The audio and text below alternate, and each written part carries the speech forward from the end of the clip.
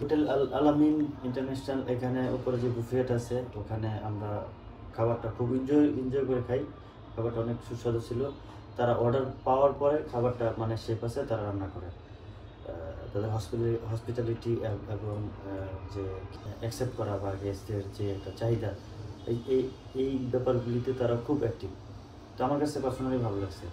তো এখন লাঞ্চ শেষ করে এখানে আসর নামাজ পড়ে এখন আমরা যাচ্ছি সমুদ্র সৈকতের দিকে।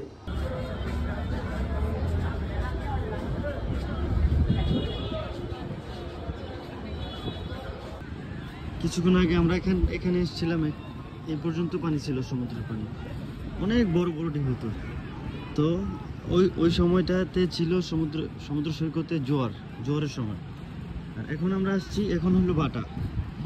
তো তার মানে এই না যে সমুদ্রের সৌন্দর্যটা কমে গেছে।